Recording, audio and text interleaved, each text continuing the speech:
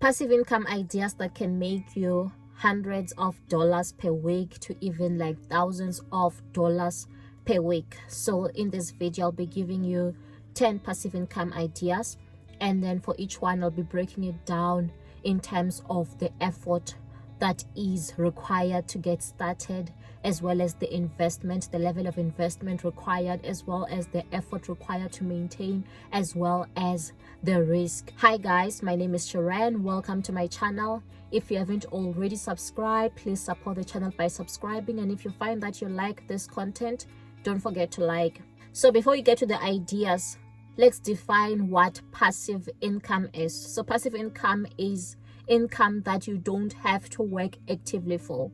So if you are working a 9 to 5, that is your active income, but your passive income, it's something that you don't really require to put in so much effort into, while it does bring you a return. So the first idea is investing in dividend stocks. So this means that you can invest in those company stocks, and then they will pay you dividends. And also the good thing is that they might also appreciate in value. So in terms of the investment that's required, I would say that it requires a high investment, although you can be able to start with the little that you have and then you are investing each and every single month. I would say it requires a high investment because you are not going to see much of the dividends if you've invested so little. And then in terms of getting started, it doesn't require much, so I would give it like a 1 out of 5 in terms of getting started. And then in terms of maintenance, it also doesn't require as much effort, so I would give it a 2 out of 5. So but you would have to be checking how things are working out, and also checking if you can be investing in more, or you can be moving certain funds around. And then in terms of the risk, I'd say the risk is average to high, because the shares or the stocks might not perform as expected, so you can lose on the capital, but on the dividend it will depend on the company if they've performed well and if they are paying that dividend or not. Number 2, you can invest in rental properties. So you can get a loan from the bank, and then you buy the property, and then you get tenants to rent while you make yourself rental income.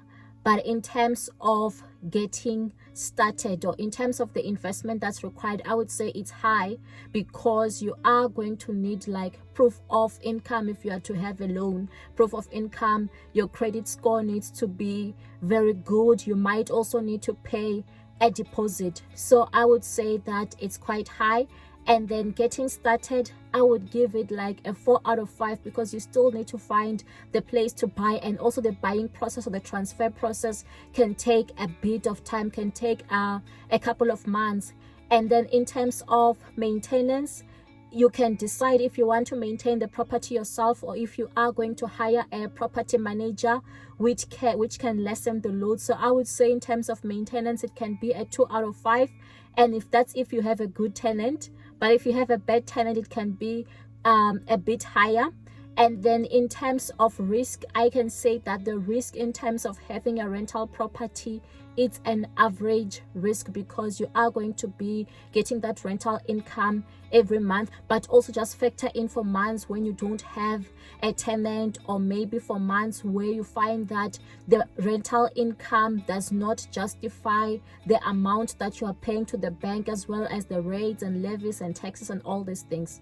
Number 3, you can create a YouTube channel and then be part of the YouTube partner program, meaning that after being approved, you can be earning ad revenue. And the good thing about having a YouTube channel is that now you have a huge following that gives you the upper hand, meaning that you can do well when it comes to affiliate sales. You can do well when it comes to other streams of revenue, which can make it quite easy to achieve or to get passive income. In terms of investment, it doesn't require any investment, unless if you are choosing a niche where you first have to buy things up front, or you buy clothes up front. So in that way you will be spending. And then in terms of getting started, I would say that it is a bit hard, so I would give it like a 4 out of 5, because it can take a while to get started to achieve the 4,000 watch hours plus the 1,000 subscribers. And then in terms of maintenance, I would give it like a 3 out of 5, because yes, some of the videos that you've posted like from 2 years ago, they'll still do well, but you need to continually put in or post content if you want to be making money continuously and also finding new audience. And then in terms of the risk, I would say that there's no risk at all. And I also do offer a YouTube course. You can find the description or everything on the link. So this is not my main channel. I do have other successful channels that I am running, because if you find someone to hold your hand, it can shorten the time. You can even be part of the YouTube partner program in just like 3 months or below. Number 4, you can create digital products. So this means that maybe you can have an ebook, or you can have like a course which eventually becomes passive income once you are done preparing it. And then in terms of investment, it requires no investment, just mainly your time. So getting started, I would say that it is a 4 out of 5, because it's going to require your time and research to get started, but once you are done, that's it. In terms of maintenance, it won't really require much maintenance, so I would give it like a 1 out of 5, but you still need to be promoting your products to new people. And then in terms of risk, I would say that there's no risk, so the risk is quite low. Number 5, you can invest in the REIT. So REIT is the Real Estate Investment Trust. So instead of you buying your own property to rent out, you can invest in a trust, and then they decide how they allocate the funds, where they are investing. And then now you also get your interest, or you do get that rental income in the form of an interest, which saves you time, because you don't have to research on the right property, or have to be getting approved by the bank first. It minimizes the effort from your side. So in terms of the investment, I can say that it doesn't really require much of an investment, but if you want to see a higher interest or a higher income, then the investment needs to be high. And then in terms of getting started, it's quite easy to get started, so I can give it a 1 or 2 out of 5.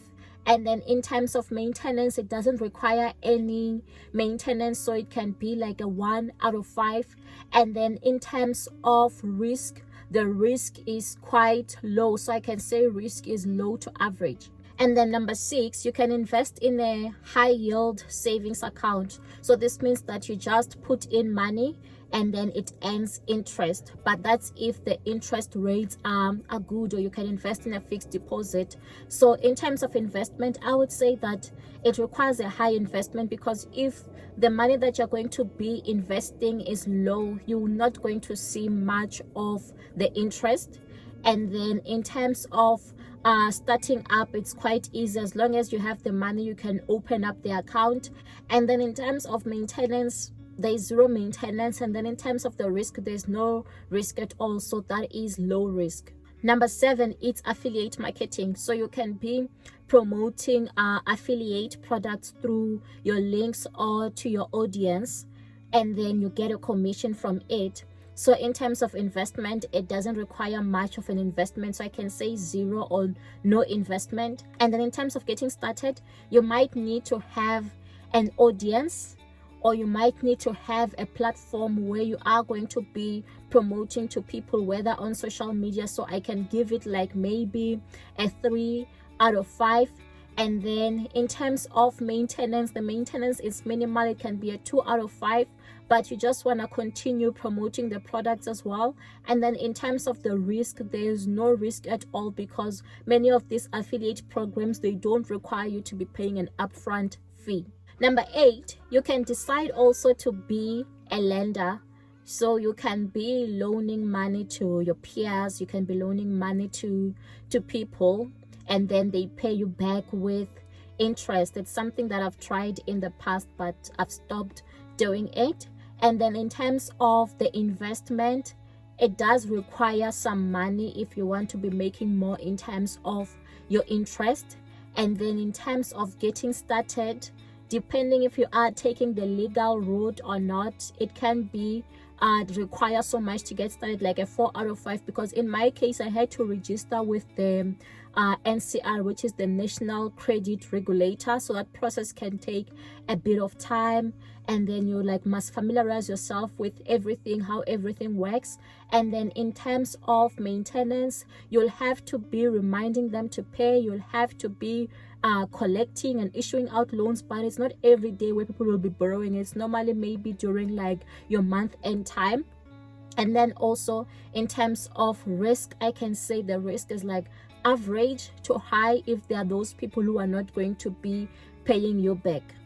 Number 9, you can license your creative work. So maybe you can be taking pictures, or you can be taking videos and then putting on platforms like your Canva, and then when people use them, you can be earning royalties. So I can say in terms of investment, the investment is little or to none. And then in terms of getting started, you just need to be researching on that field, on how everything works. And if already it's part of your hobby, it's not going to be costing you as much or requiring much effort from you. So I can say that it's a 2 out of 5. And then in terms of maintenance, I can also give it like a 2 out of 5. And then when it comes to risk, I feel like the risk is quite low. And then number 10, you can be renting out your motor vehicle or your motorbike to platforms like your Uber, or to rental companies. You can be renting out your car and then you get money. So I would say in terms of investment, if you are thinking of buying the car, then the investment is high. But if you have a car that's sitting not in use, it makes the investment to be lower. And then in terms of getting started, you might need to be vetted, need to be approved. You might also need to find a reliable driver to be the one driving, so that it can be passive and someone who is trustworthy. And then in terms of maintenance, you'll still have to be the one taking the car for servicing, repairing the car if there are breakdowns. So I can say maintenance can be like a 3 out of 5. And then when it comes to risk, I can say that the risk is around average, because you are going to be getting that rental income per month, but it also depends on how things work out for you. And if you like this video, don't forget to like and to subscribe and to leave your comments. Stay blessed.